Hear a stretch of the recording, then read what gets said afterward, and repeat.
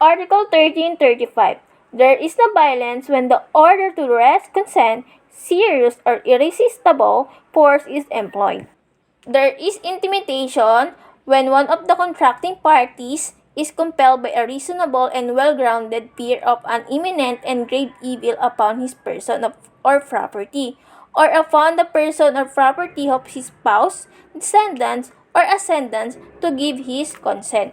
To determine the degree of the intimidation, the age, sex, and condition of the person shall be borne in mind. A threat to enforce one claim through competent authority, if the claim is just or legal, does not vitiate consent. First, we differentiate between violence and intimidation. Violence is the use of the physical force, physical coercion. In other words, violence can cause external damage, while intimidation, use of moral and mental coercion, causes internal damages. First, we talk about the violence were in the first paragraph of the article. They have two requisites in the violence to vitiate consent.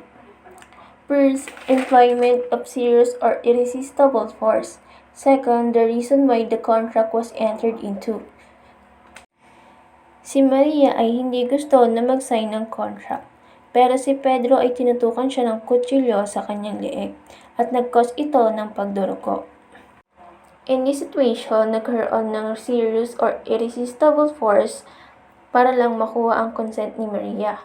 Dahil si Maria ay was forcefully signed a document, therefore she physically signed a contract. Remember the Article 1305, a contract is the meeting of defined between two persons. Second is intimidation. Requisite of intimidation to vitiate consent, provided by the second paragraph of the article. First, it must be produced a reasonable and well-grounded fear of an evil. How can we say that the reasonable and well-grounded fear? This is provided by the third paragraph of the articles. State that to determine the degree of intimidation, the age, sex, and condition of the person shall be borne in mind. But if you sign a contract in reverential fear, meaning you sign a contract with the fear of someone who has the respect and obedience due upon him, then the contract is valid because there is no actual threat in this kind of situation. Second, the evil must be imminent and grave. Third, the evil must be upon his person or property or that of his spouse, ascendants, or ascendants.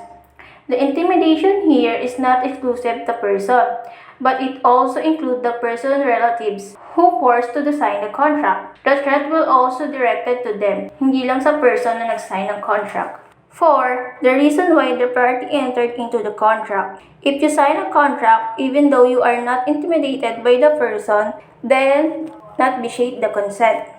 5th, the threat must be of unjust act. But there is an exception here, which is the fourth paragraph of the article.